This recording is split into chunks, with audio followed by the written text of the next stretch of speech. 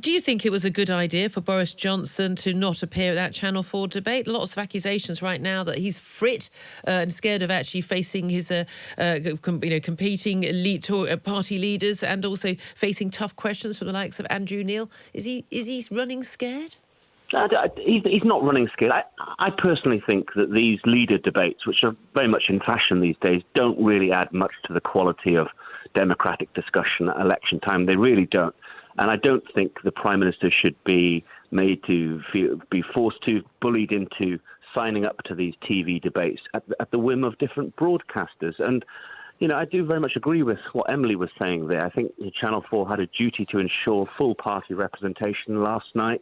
A single issue like climate change, well, why not have the former Secretary of State for DEFRA, who was responsible for that issue in government, very, very senior cabinet member, to give the Conservative argument? I think that actually there's a very good Conservative case to be made around the practical action that we've taken to improve the environment and do our bit to tackle climate change. Is it a good look, though, for the Conservative Party, according to senior sources at Number 10, to be basically threatening Channel 4 over bias, accusing the broadcaster of conspiring with Jeremy Corbyn to shut them out of that TV debate? Because by all accounts, Michael Gove, according to the video he's released online, he actually asked the editor of Channel 4 if they could ask the other party leaders would they be happy for him to take part in the debate, and they apparently said no, and Channel 4 went along with that. That seems to be the argument. But there's, given that Channel 4 is publicly owned but commercially funded, and it is governed by Ofcom rules, the Tory source says if we are re-elected, we'll have to review Channel 4's public service broadcasting obligations.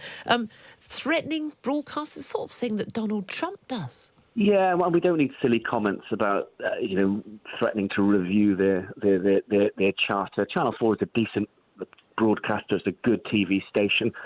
It's not a great look for the Conservative Party to be getting into a legal spat with them, but neither was it a good look for the head of news at Channel 4, reportedly making very personal and derogatory comments about the Prime Minister some months ago. So there has been this kind of long simmering row between our party and Channel 4. It's not great that it bursts out like this at election time, but it's the kind of thing that most men and women in the street roll their eyeballs at, and I don't think it's going to change many people's view of current events or the leaders. A lot of people don't watch these individual debates, and they may pass them by other than a few clips on social media.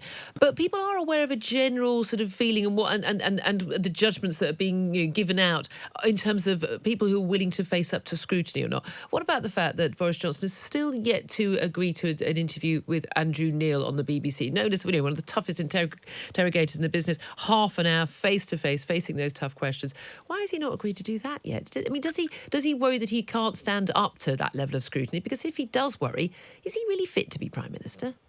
Look, I don't know where those discussions have reached. I hope he does do the debate. You're absolutely right. Andrew Neil is one of the very best in the business, and every party leader going in front of him should have reason to feel nervous. But when you're Prime Minister, when you're the leader of a party, you are basically saying you're the best in the business for your party. And an interview, if Andrew Neil is doing this series of party leader interviews during this election, I think that gets a lot more useful information for the public than these silly leaders debates. It's kind of like almost celebrity panels almost. And a really rigorous and robust interview with someone like Andrew Neil, I think, is very useful. I think actually Boris Johnson has got the skill set and the intelligence to be able to really acquit himself well and put forward a really compelling case. Well, let's talk about what your party leader is going to be talking about today. And we're going to be talking about this with Gavin Williamson, the Education Secretary, later on. But he says that if he gets a majority, as that YouGov poll will come on to that, yesterday predicted, it's quite different from what Labour are proposing in terms of getting rid of Ofsted, replacing Ofsted. And they want to take all free schools and academy schools back into local government control. He wants to give Ofsted greater powers, and he says, and more money to improve discipline in classrooms and boost school standards. That's what he's going to be announcing today. Is that a key vote winner for you, do you think? Well, we're down in Wales, and education is devolved, so we have quite a different system down in Wales.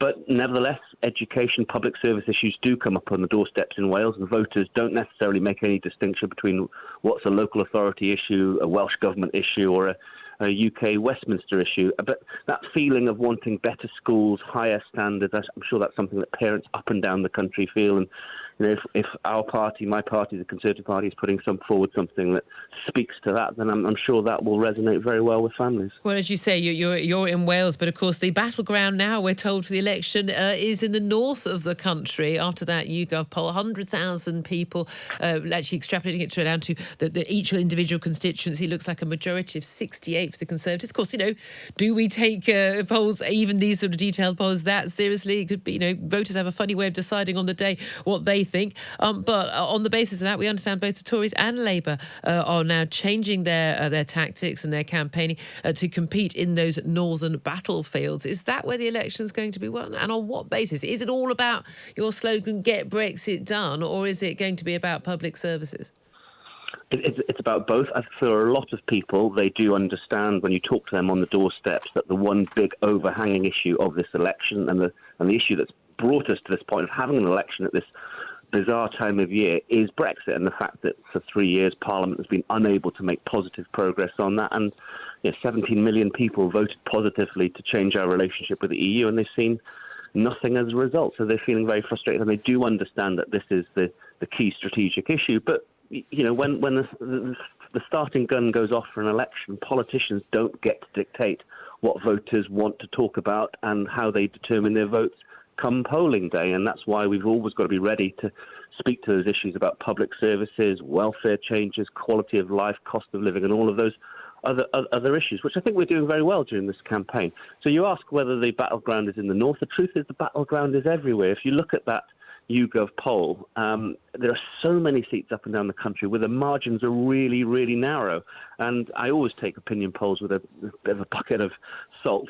But there's so much to play for, and Labour feel that, and we feel that. It feels like the battle is very tight in many, many seats. Well, indeed. And I wonder how you feel, though, whether you take it as a pinch of salt, the verdict we've had from the Institute for Fiscal Studies. They're obviously the economics think tank, very highly respected. They gave their verdict not just on Jeremy Corbyn's manifesto, but also your Tory manifesto, and accused both parties of failing to present properly credible prospectus to voters and having numbers that add up, and said that all your policies, even though you're promising to spend in terms of both investment and in terms of current expenditure vastly less than the Labour Party, your numbers still don't add up, and you're still not going to be able to fund what you want to do without putting up taxes or putting up borrowing. So do you know which they're going to do? Are we going to have tax rises, or are we going to see borrowing to be paid off by future taxpayers? Okay, so I haven't read the details of what the IFS said. I actually think that the spending plans that we've been putting forward are far more credible and practical than the fantasy free giveaways of the Labour Party.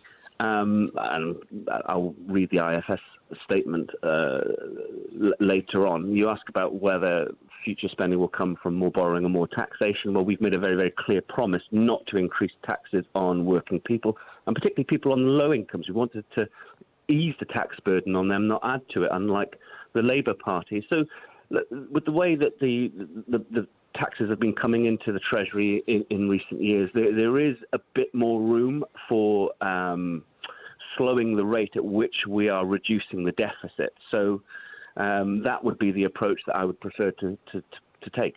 We're in a position where we can manage a slower debt reduction profile. Sorry to speak in jargon, Julia, but if you understand what I'm saying. Can we talk about this Channel 4 debate last night?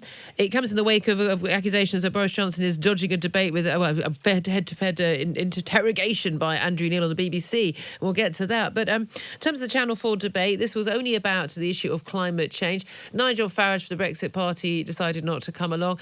Boris Johnson said he didn't want to come along, but decided at the last minute to send along his former Environment Secretary, Michael Gove, who was not allowed to appear. 2 ice sculptures were on the podiums next to the other debating leaders instead. Do you think Channel 4 were right to do that? Well, Channel 4 said from the start this is a party leaders debate. They wanted party leaders there as a sign of how seriously they were taking climate change, how seriously everybody else takes climate change. So for the Conservatives not to send Boris Johnson, I mean, that was their decision on the grounds, I think they gave, that Nicola Sturgeon is National Party leader, therefore they weren't going to appear on the same stage as her. Now, your listeners can decide how much truth there is in that. If you put it in the context of Boris Johnson not doing the Andrew Neil interview, generally making himself rather scarce in many ways over the last week or so. You might think there's a little bit more of an issue there. Probably also as a Conservative, you don't necessarily want to talk up the kind of climate change issues that came through in the debate last night, and I suspect that was part of the decision. But there's now been the threat from the Tory sources in Number 10 to basically look at Channel 4's remit, their broadcasting remit, given they are under Ofcom rules, same as I am, these were the media regulator. Do you think that Channel 4 perhaps have put themselves in a difficult position with what some on the right are saying is open, overt political bias against the Conservatives on a daily basis?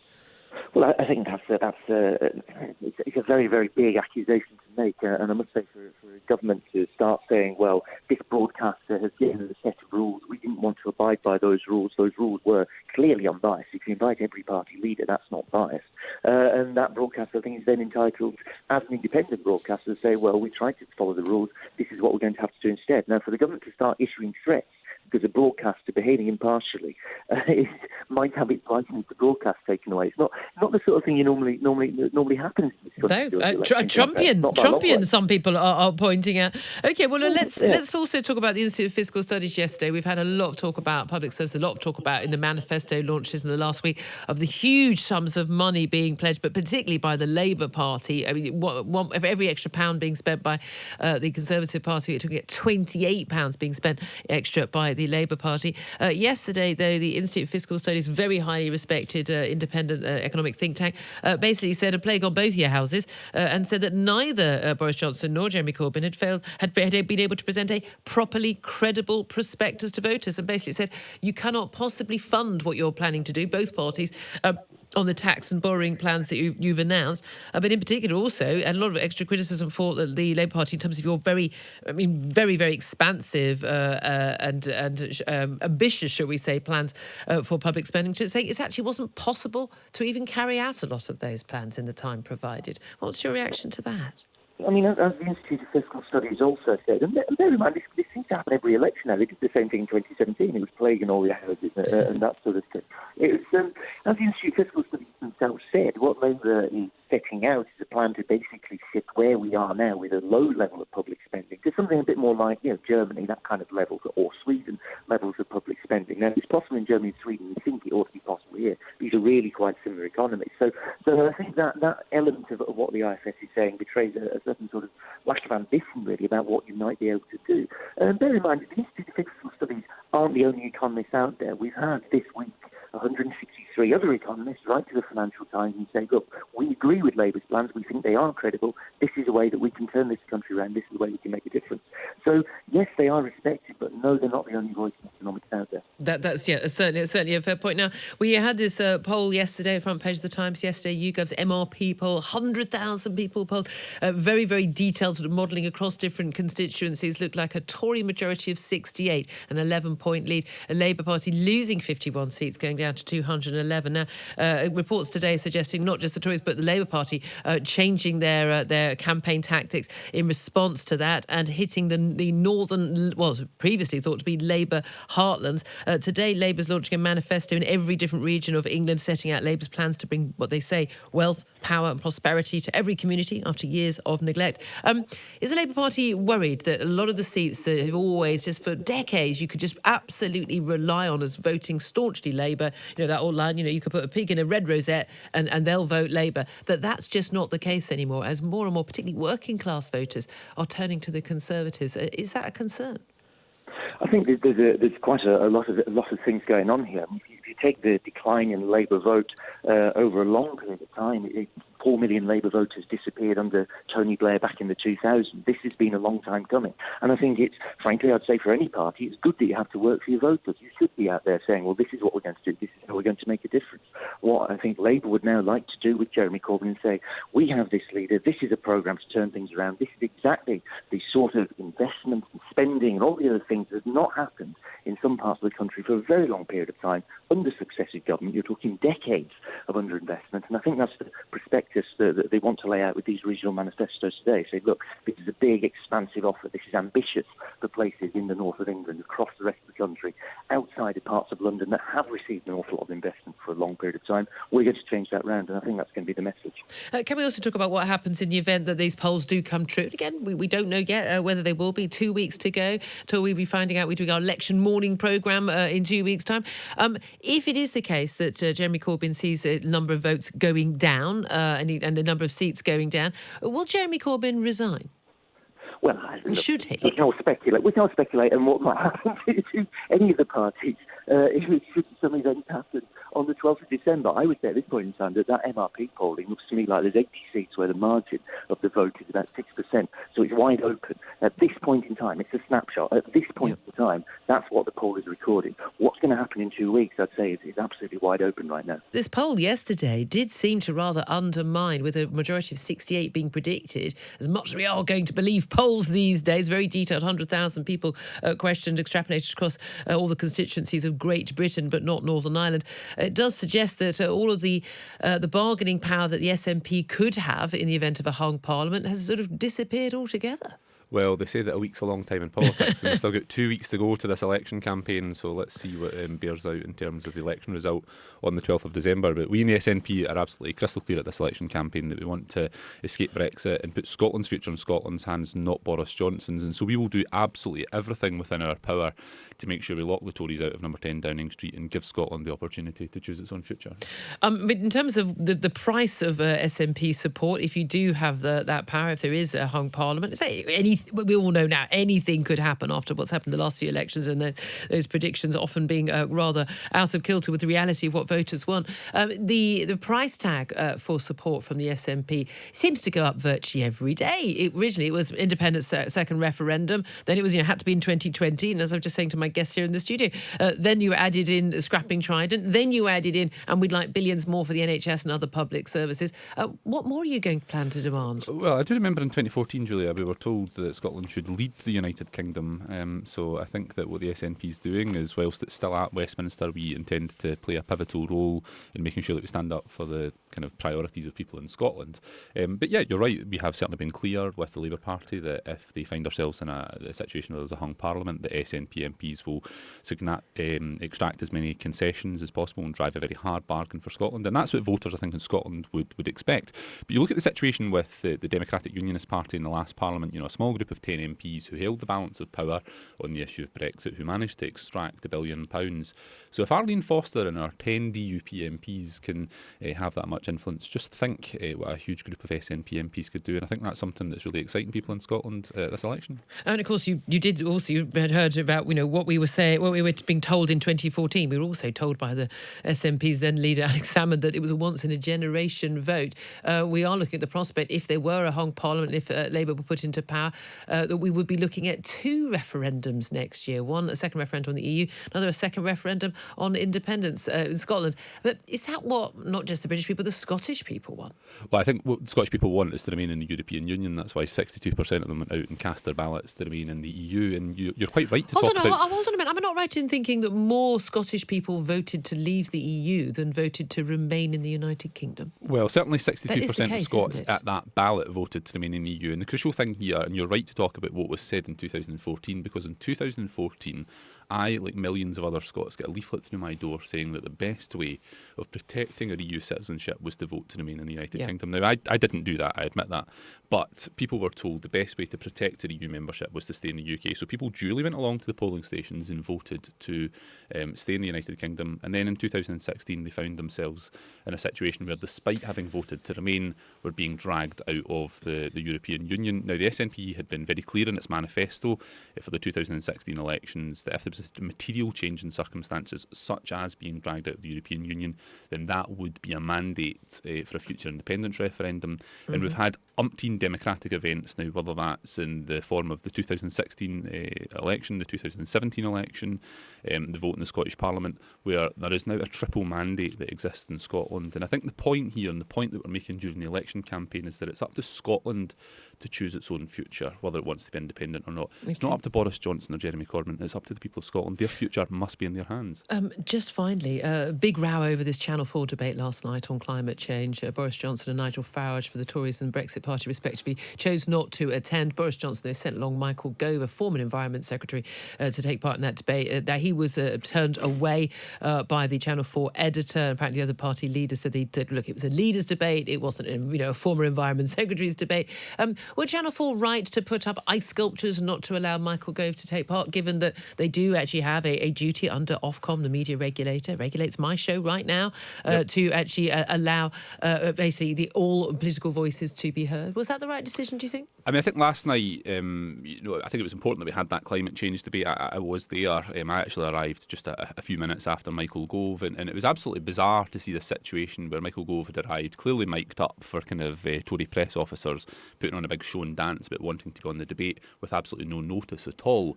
But there is a reality here that it was a leaders' debate. This had been planned for some time. I think that Channel 4 had been trying to reach out to the Conservative Party, trying to get clarity on who was going to come on, wanting Boris Johnson to come on. And of course, there is an inescapable reality here that the climate crisis, the climate emergency, is one of the big issues that will define this generation of politicians. And last night what we saw was a block of ice melting rather than Boris Johnson coming to account for his government's plans to tackle the climate emergency. And what we saw were a number of politicians in that panel talking about climate change, but what we really saw was Nicola Sturgeon was the only elected leader on the panel who's actually taking action to enshrine in law, targets to reduce emissions by 2045, planting those 22 million trees. So whilst other parties are quite happy to talk about the climate emergency, we in the SNP in Scotland are taking action to make sure that we see that on. Just finally, there was no doubt there was a very big mauling for Jeremy Corbyn on Tuesday night by Andrew Neil on the BBC in that head-to-head debate. The night before, a pretty tough set of questions for Nicola Sturgeon. I thought that was a pretty bad performance overall by someone who is, I think everyone would recognise as one of the best media performers as a party leader. Do you know if Nicola Sturgeon was told that all the party leaders had agreed to do those head-to-heads with Andrew Neil? Because it appears that actually the Boris Johnson has not yet finalised and agreed that he would do a head-to-head. Do you think it's unfair if your party leader had to face that grilling, but other party leaders are able to dodge them? Well, I think it's important that party leaders who, they're offering themselves up for election, and in the case of Boris Johnson, the opportunity to be Prime Minister, I think it's important that you put yourself forward in media interviews. And look, I've done media interviews and other politicians have done them, and sometimes, you don't get comfortable questions. But I think in a representative democracy during an election campaign, it is absolutely incumbent upon politicians to be available for scrutiny to the media, and I think our politics is all the better for that. And if sometimes you get the odd hairdryer treatment, that's not a bad thing. I think it's important that politicians are held to account. Do you think Boris Johnson's frit? Is he scared? I think Boris Johnson spends a lot of time in the House of Commons making chicken noises and calling people frit. But I think on this occasion it's a case of people in glass houses shouldn't throw stones. Was Channel 4 right to put ice sculptures up in the place of Boris Johnson and Nigel Farage and not to allow Michael Gove to take Boris Johnson's place? Well, I think about 99% of the public will not be the slightest bit interested in this. But fair. My view is personally that Channel 4 should never have called it the leaders' debate until they'd got all the leaders agreed to come. They obviously hadn't got that. They've obviously told one lot they'd got another one when they hadn't.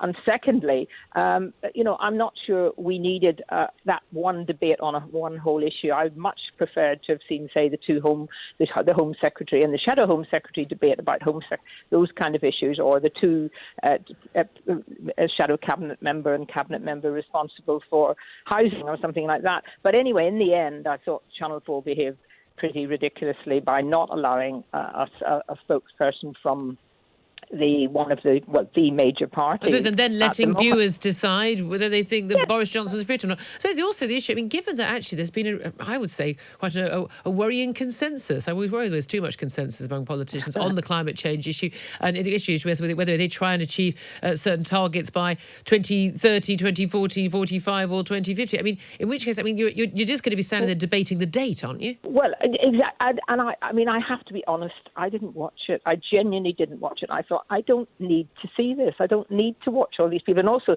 they didn't. If they're having all these so-called leaders, why did they not have the leader of one of the major minor parties to Nigel Dodd from Northern Ireland? So Northern Ireland's completely left out. So presumably they don't. They're not going to be affected by climate change. So that's fine then. I just find the whole thing ridiculous, and I think Channel 4 have a very small audience anyway, mostly watched, particularly their news programmes, by people who have already decided how they're going to vote. Nobody would have changed their minds, and I think the whole thing has been brought up. And I just think you don't call it a leaders' debate unless you've got all the leaders there. All right. Well, let's talk about what is going on. Well, what that people do absolutely care about, and that is what the result of this election is going to be. The big YouGov poll yesterday, a particular kind of poll, very different from the normal sort of 1,000, 2,000 people that are polled, but 100,000 people across the country, extrapolated across all constituencies. They've given the prediction of an 11-point lead for the Tories with a majority of 68. Labour particularly losing 51 seats down to 211 MPs. In particular, those largely leave voting seats in the north of England. And we are seeing reports today, so in the Times, that the Conservatives and Labour have now redoubled their efforts to woo Brexit voters specifically in the north of the country. This is going to be a big change and quite a difficult target for your party, is it not? I mean, you're a very prominent Labour leaver, but your party is now seen very much as either sitting on the fence or as Remain. How are you going to be able to win back those Labour Leave voters in the north of the country? Well, I think I tweeted yesterday that it was what Labour has decided to do now is much too late and much too little, and that this whole argument has been lost some time ago when I'm afraid Jeremy Corbyn allowed himself to be basically outvoted and taken over by the very strong Remainers, London-centric Remainers in Labour. And, it's a bit rich now, sort of suddenly deciding that all these people in Labour heartlands who've been ignored and who have seen their vote in the 2016 referendum being overridden by a party that had committed to supporting the referendum result, suddenly being wooed, And I think if we look at the figures, there's quite an awful lot of people who voted for the first time in 2016. They then, because of the referendum, and voted to leave. I met many, many people who said they were sort of vaguely Labour, but they hadn't voted ever. But this time they were going to vote for the referendum to leave. Now, they didn't vote, and a lot of them didn't vote in 2017 in those seats. And I think this time many of them will come back. So I think Labour needs to be very, very worried indeed. But whether their changes of, deciding to put a lot of effort in there will make any difference at this stage, I'm not so sure. I think this election, as I've said over and over again, is going to be much, much more fought on not so much party political lines, and people will, hold their nose and go in and vote sometimes for parties that they haven't normally voted for, because this is an election most of all about getting a final result on leaving the EU and getting us out, and really the only party that can do that that has a realistic chance of being in government is the Conservative Party. So that's why I've got not much sympathy, I have to be honest and say, for my own party and the way they've handled it. Well, the Labour Party is launching a manifesto for every region of England, as the Shadow Chancellor John McDonnell is saying today, to deliver what they call an investment blitz that will bring Britain back together, setting out Labour's plans. And Will anyone believe it? Will anyone believe it when the manifestos, I think one of the things Nigel Farage said, which was quite right, no one believes the manifestos now anymore, because when you have a manifesto, people just, when it suits them, they change it. So I don't think this election will be decided on who can promise the most money, because they're already doing that quite a lot. And you think voters just don't believe any of it from any of the parties?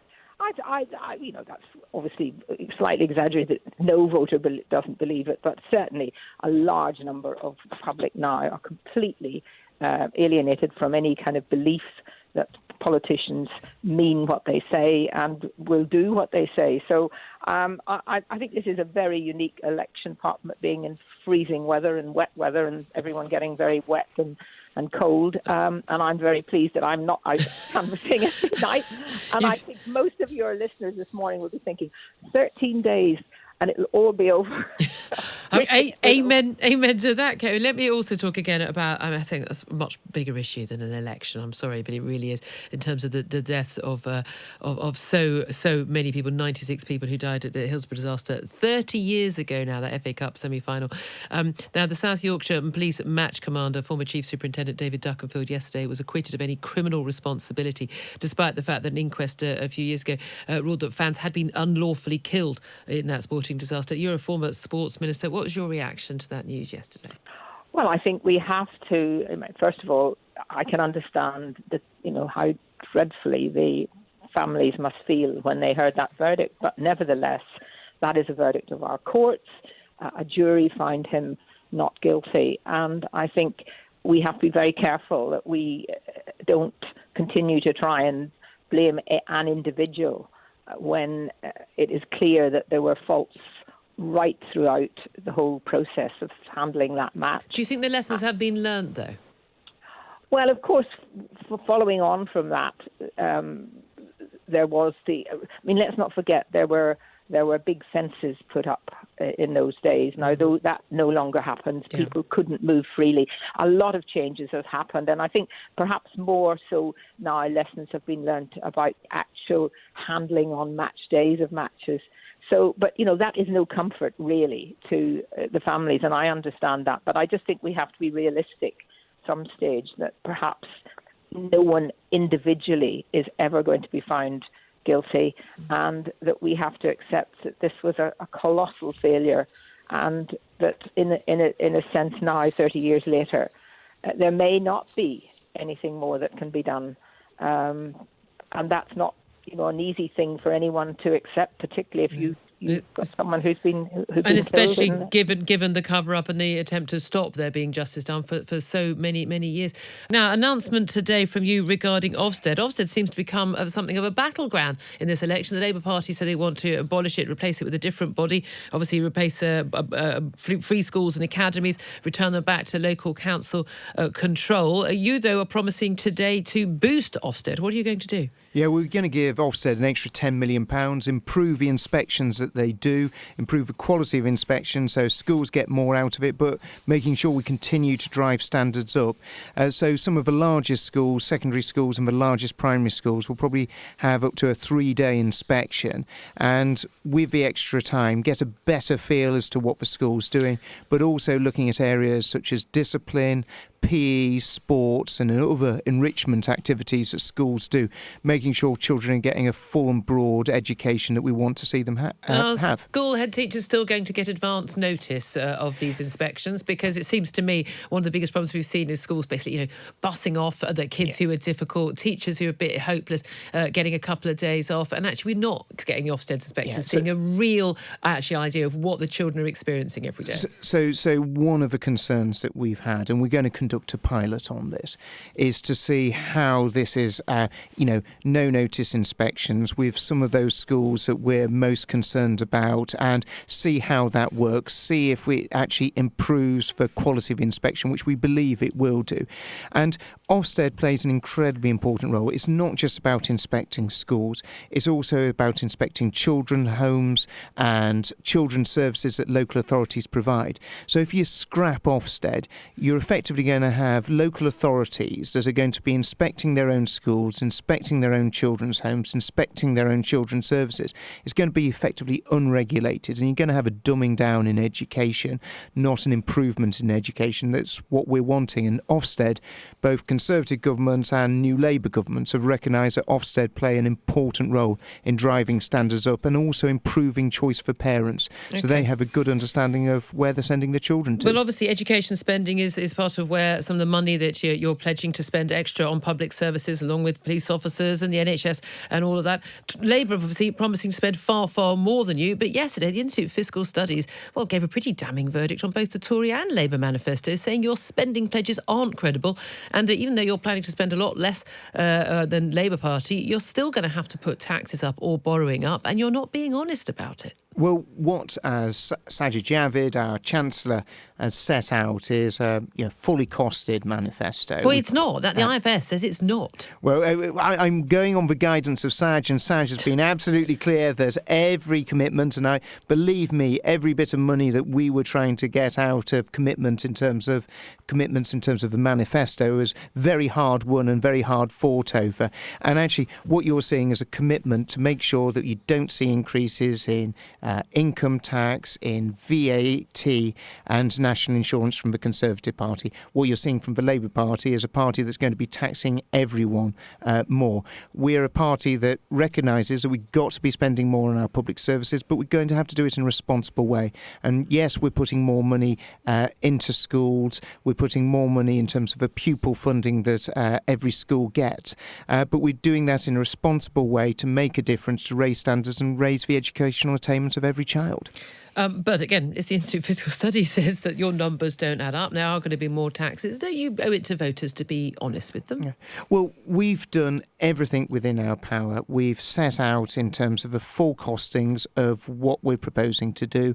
We've put that into the public domain. It's been the most comprehensive document that any party's produced, and we've been clear about our commitments. We've been honest with business and saying that we're not going to continue to cut corporation tax in order to be able to fund some of this, and we've outlined the things that we are not going to be able to do in terms of some of those tax cuts that we'd have, in a perfect world, would have loved to have done, but in order to be able to pay for the public spending and for the services that we all want and so incredibly important to all our families, we've recognised we've got to make some of those tough decisions. OK, well, let's talk about tough decisions last night. Tough decision of Boris Johnson not to appear on this Channel 4 debate about climate change, along with other party leaders other than Nigel Farage of the Brexit Party. Instead, sent along the former Environment Secretary, current Cabinet Minister, of course, Michael Gove, who was turned down by Channel 4 and the other party leaders on the basis that he wasn't a party leader and it was a party leader debate.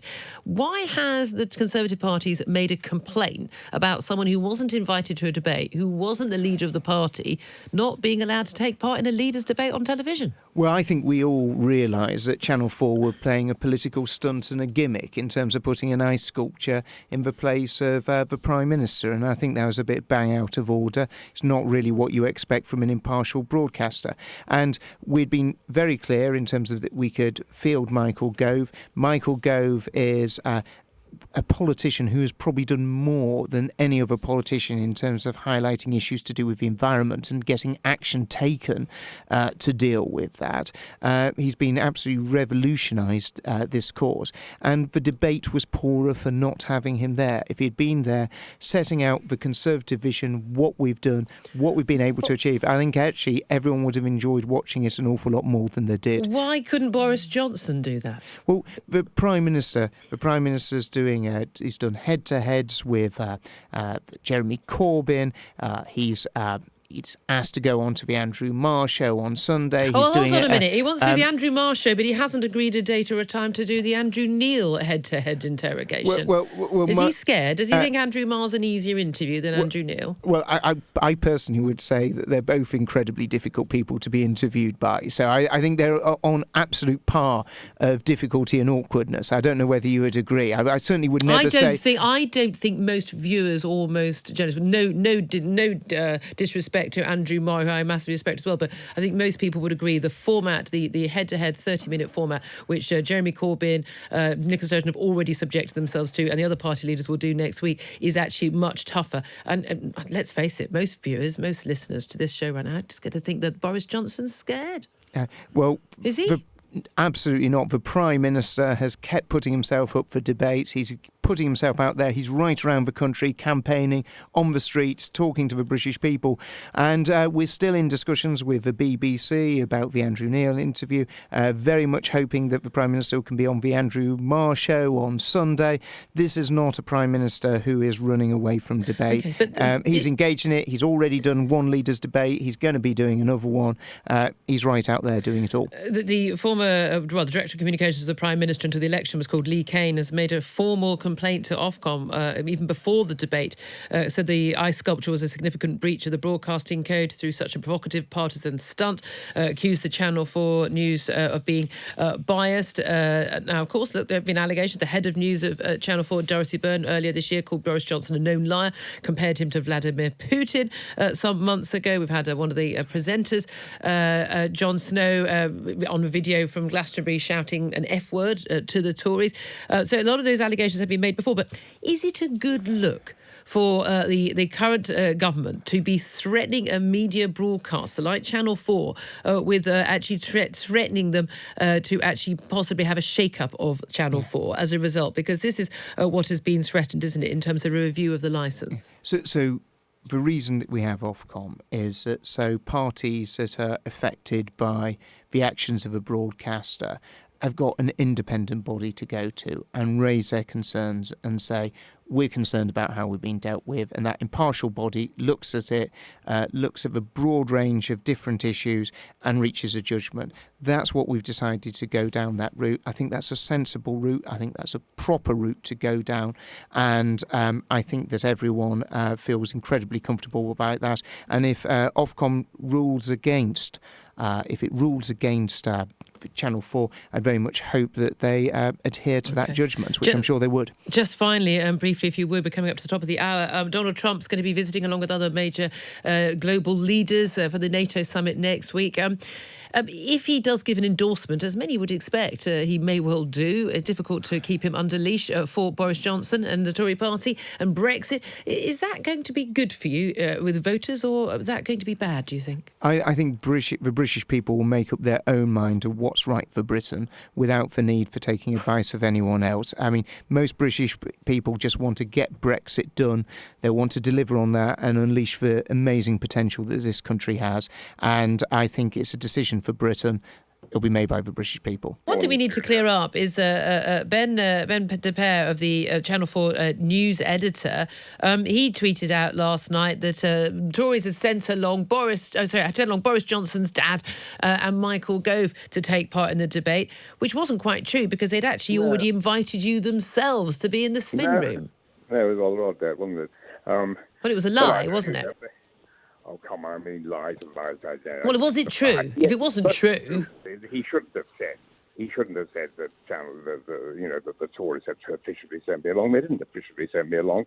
I got a very nice invitation from Channel 4. Actually, if I really feel guilty about it this morning, I feel guilty that I didn't come on my bike from West London and that because I think Channel 4 sent a car for me. So I came in a car to attend the climate change. But you know something, Julia? For me, it's slightly sad that, because by the way, congratulations to Channel 4 for setting this debate up. And given the importance of the topic, it's right that they should have done so. But still, it was a first. It's the first that the whole debate was devoted to environment and climate change and nature protection. So it's a little bit sad, I think, for people who believe in that issue, as you know, I do. But this whole thing seems to be taken over by the question of whether or not they should have had Boris or not. Well, yes, I mean that certainly is an issue. But look, this is an issue that's very close to your heart. It is actually the case that I don't think, other than the Brexit Party, every major party is signed up to tackling the issue of climate change and doing it within a certain time frame, zero net carbon emissions. The big issue is just whether they do it by 2030, 2045, or 2050. I mean, having a debate about the date on which you do it is not the most interesting debate, and I doubt very much it's of much interest to the average voter, maybe to Channel 4 viewers. Well, Julia, don't forget that, okay, there was the climate change issue, which is mega issue in terms of what's happening to the world. But there were also, as they were linked to that, some really, really good moments in the debate when they were talking about nature protection. And honestly, my heart doesn't always warm to Jeremy Corbyn, but it was rather sweet when he started talking about hedgehogs and sparrows and cuckoos. And actually, the cuckoo, he's not totally cuckoo, if I may say so, because he was making a good point about cuckoos. And Martin Harper, who was there also for ISBB, pointed out to me that actually this cuckoo, the disappearance of the cuckoo in Britain, is symbolic of actually the wider impact of climate change. Because, yes, of course, they're being shot from time to time, but the real issue is that the areas of North Africa, the desert areas are expanding, and the cuckoos aren't really able to live over there. You see, so now, look, cuckoos. Look, animal existence and extinctions, and cuckoos, I'm sure, are very interesting. But we are dealing with a general election that is dealing with possible global economic meltdown. We're talking about all the issues of housing, immigration, our schools, funding the NHS, Brexit, of course. I've got to be honest with you. Cuckoos, the plight of the cuckoo is not necessarily on most people's agenda. Now, in terms of environmental concern, in terms of the percentage, ongoing polling by YouGov, in terms of asking people what are the top 3 issues facing the country, Brexit comes out. We're told by sophologists again and again. Number 1, NHS, the single biggest non-Brexit issue. Only something like 25% of people, and that's only very recently, say that the environment is one of the top 3 issues facing the country, and that's partly, I would have thought, down to the fact that it's been talked about non-stop in the news for the last couple of years. Until a year ago, it was about 15% of people, or under 10% until a few years ago.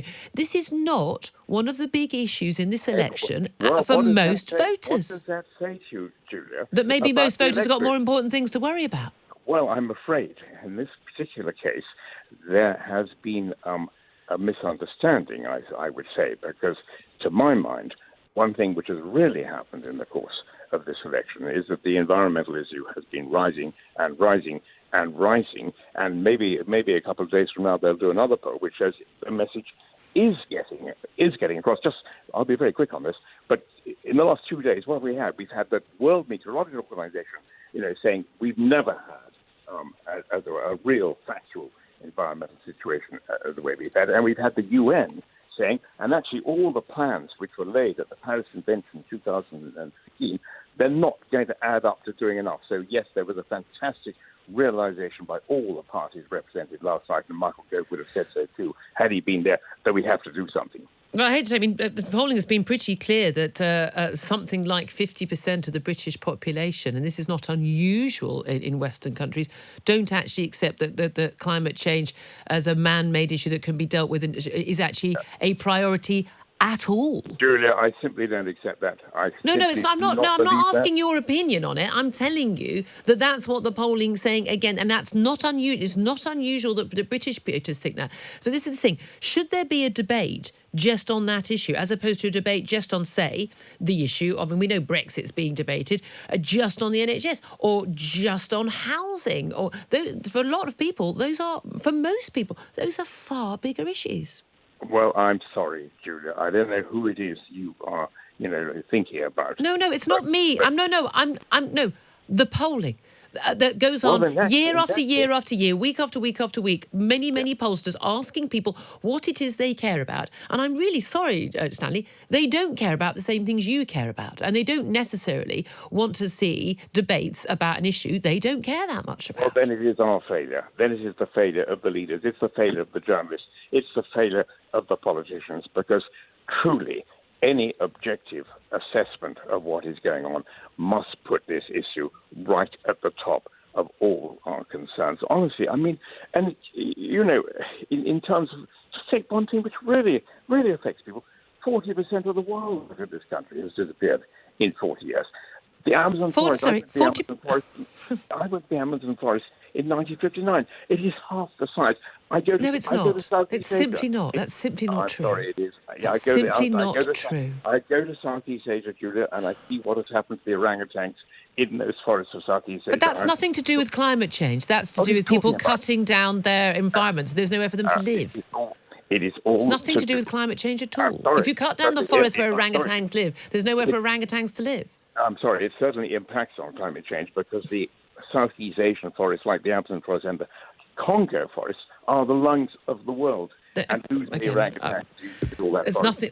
Again, these are just. I'm sorry, but trees aren't lungs. There's another small point. We've seen a change in the number of people coming to this country and leaving this country, particularly from the EU, since the Brexit vote, and a lot of that perhaps down to people's perception of what might happen in the future in terms of Brexit, and whether or not ever actually happens. The outcome of this election may well decide that or not.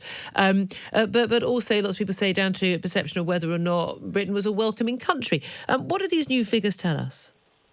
Well, it's interesting you should mention Brexit, actually, because as Dominic Cummings wrote in his blog this week, the Financial Times predicted that Brexit would stoke up tensions between immigrants and people in Britain. But actually the opposite seems to have happened, and, it's less in the fore at the moment. People think that it's under the umbrella of Brexit. And as we're seeing, these same rates of immigration are still occurring in Britain. It's only emigration which has increased, largely in Polish immigration. You're seeing a lot more immigrants from the Polish sector. But we still have higher immigration across the board than we do emigration. So it's not worth getting ahead of ourselves and forgetting that. Yeah, I mean, we're still talking about large numbers of people coming to this country. I mean, at one point we were looking at something like 250,000 more people come to the country every single year. Is it sort of 4.5 million people since we opened our doors to Eastern Europeans as part of the EU? Something like 4.5 million more people in the country as a result of that, according to official figures? Yes, in fact, we have one arrival every minute currently as it stands, which is a growth of about 1 million every 3 to 4 years. And with the population set to hit 70 million by 2030, it does seem that the government have taken their hands off the wheel. And yet, according to the polls, people seem to be less concerned about immigration as an issue. And presumably part of that is, as you say, because people feel, well, it's being dealt with, as you say, under the umbrella of Brexit. But why do we think people, we've still got a lot of people coming. Why do you think a lot of people aren't coming? There has been some arguments about actually economies picking up in certain other countries. We had a lot, for instance, a lot of nurses coming from Spain, and then we stopped seeing that. And part of that was language requirements that were tightened, but also actually they started hiring nurses in Spain again. So often these things aren't something that's happening in our country, are they? There are outside external pressures and push and pull factors for people.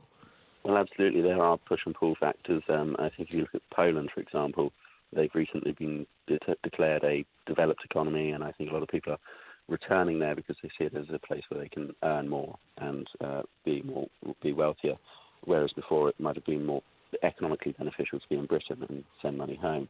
But again, as I say, it is still more increasing than it is decreasing. There is still higher immigration than emigration. People aren't not coming to Britain anymore. The figures are still far too high. And there's still been an ongoing debate about whether immigrants are a net benefit or a net cost. Now, of course, this completely depends, not just on even which country people come from. It's on individuals, isn't it, and how much they earn. And again, maybe it's on people who aren't high earners, but who have fantastically important skills which they can bring to this country, which British people and other immigrants already here can benefit from. A lot of it comes down to just simple net, with lots of talk about net taxes paid and benefits and the like, and there's been analysis by various parties about this. But what's Migration Watch's assessment of how do we decide whether any particular immigrant or immigration as a whole or any particular country or field of immigration is a net benefit or a cost to society? Well, currently, as the figures stand, immigration is a net cost of 4.3 billion a year. And how has that worked out? Well, that's worked out by looking at the amount that is paid in taxes, what they contribute to the economy, what is received in benefits, what the cost is on public services, on infrastructure, etc. There are many factors that play into that, but overall the cost is 4.3 billion. But one of the ways that we can resolve that is to introduce a salary threshold. If people are earning over 30,000, that often means that they're paying more in tax than they are consuming from tax. But that would actually exclude an awful lot of key workers in the NHS. And you could be a junior doctor, massively highly skilled, and not be earning that money in your early years. Absolutely, and I think that's, again, highlights the importance of us training and retaining our own medical staff. At the moment, we're in a situation where we've scrapped nursing bursaries, which puts up a barrier to people who want to go into nursing. We have introduced the need for a nursing degree, which means that many people who are unacademic but perfectly capable of doing the job feel that they can't go into that line of work. We only give 7,500 places per year for medicine degrees, despite 70,000 people in this country with the right grades and skills and experience wanting to do them. So at the moment, all we're doing is putting up roadblocks to people working in our NHS. And then saying we haven't got enough people to do it, but we've made a decision not to. That's because it's cheaper to take doctors who've been trained by someone else in another country at their cost. Yeah. Are you presumably an A-level student at 18 years old? I am, yes. I'm in my final year of school, but I've spent most of that time going on strike and organising these strikes because, quite frankly, although I've only just turned 18, I mean, politics is for young people too, and this is a real show of that. Well, yeah, politics is for young people, but I would have thought so is school. Yeah. Are you not missing lessons today? I am missing lessons. I am going on strike today because, quite frankly, this is the only way we've got to show how passionate we are about the environment and about the climate, but also to show how terrified we are of the next 10 years, the next 20 years. We're not seeing very much ambition from the party currently in power. We're not seeing much real commitment other than vague tree planting promises. Whereas what we want to see is that this becoming a climate election, parties focusing on the climate crisis as a real issue at this time. One party, the Green Party, has said they believe that it is the climate election. The voters have a funny way of deciding for themselves what they think the election's about. But you say this is the only way you've got to show how important this is. You're 18. You've got exactly the same way I've got of showing how important this issue is to you. You've got to vote. Absolutely, and whilst I've only turned 18... So that's not the only way. Going on strike and not going to your lessons is not the only way you've got of showing how passionately you feel about this, is it? And yet we have changed things. People have listened to us. The climate debate happened as a result of our strikes this year. It happened because we have changed the course of politics. It happened because we made it known that although I am now 18, there are thousands, hundreds of thousands of young people out there who are not able to vote in this election. Well, that's because they're not adults. The streets today. Yeah, but hold on a minute, Noga. But you just said, look, we've got to go on these strikes to make things change and make governments listen and take action. But then you just said in the next breath, this has already massively changed and now everyone's taking it seriously. Which is it? Well, we'd hope they take it a little bit more seriously. We'd have hoped that Boris Johnson would have turned up to the climate debate last night, which he did not. We're hoping for parties to take on our demands, to take on the Green New Deal, and to ensure that there are sustainable and green jobs for everyone, to ensure that people don't have to put their livelihoods at stake for a net zero economy, to ensure that there is real climate justice for those who are genuinely suffering right now, whether it's from floods in Yorkshire or rising sea levels across the global south, to ensure that our country recognises the historic responsibility that we have to play in this crisis. Why do we have an historic responsibility? Because we brought the Industrial Revolution to the world and freed people to live long, happy, healthy lives and to live a life of richness and creativity that they've never existed before. Do you think we have some responsibility for that? Because I'm really proud of that legacy. And I think really that's what's happening here. We have an opportunity to be even more proud. We have what is essentially a climate opportunity to expand green sectors, to invest in renewables and to create an even better world. Because there are still people on the street suffering. What the street? Are there who's suffering? Who's suffering? Those who are currently experiencing flooding in Yorkshire have made it very clear that this is, quite frankly, unacceptable. Floods happen. We're for or after climate change. That does not necessarily. There's no actual evidence that it's specifically related to climate change. It's rather more down to a failure to dredging and building on floodplains. Rather different issue. I mean, Julia, I think the scientists of the world, 99% of them would disagree with you on that one. It's not 99%, and actually they wouldn't disagree with me because that is what is actually been told to us by the people who understand these things. Can I just ask you just finally, you're going on a demonstration, you're striking, we've had strikes, we had demonstrations outside at Number 10 and outside Parliament. Have you demonstrated outside the Chinese embassy? Because they're one of the biggest polluters in the world and they make no effort whatsoever to try and cut their emissions of fossil fuels. Have you demonstrated outside Chinese embassy? I mean, there are strikers in China, but there are strikers in every country across the world. I asked you. What we need from this government is, yes, to pressure other countries and to ensure that... Why don't you, though? ...on this opportunity at COP25 and at COP26 to speak with other countries around the world and to ensure that other countries also commit to the Paris Agreement properly and to enact those policies. But that doesn't mean that we can just cast aside the emissions that we are currently producing. It doesn't mean that we can ignore the fact that the UK is still playing a role and we are still releasing huge amounts of greenhouse gases into the atmosphere. Even though we have cut ours far more than any of the Western countries. Just finally, do you drive around? Do you buy goods that have been flown into this country? Do you take aeroplanes on holiday? Have you given all that up? Your central heating, have you given all that up yourself because you feel so strongly about it? I mean, ultimately, firstly, I don't drive. I don't have a driver's license. No, but you travel in cars, presumably. This is also but this isn't an individual issue. It is, isn't it? It's a great systemic issue. This is the fact that the political and economic system that we live in is geared towards those fossil fuel corporations. There are 100 companies right now that are responsible for 71% of emissions. Well, they are because they literally do the job. Well, wait. They're responsible for the emissions because they're oil and gas companies. That's what they do. But we all rely on the oil and the gas to get around, to have food shipped into this country, to have heating on in our homes. So they're not guilty of anything. We use their products. That means our politicians need to be regulating them, and our politicians need to be opening up and investing in renewables and ensuring that we no longer have to rely on those oil and gas companies for basic survival.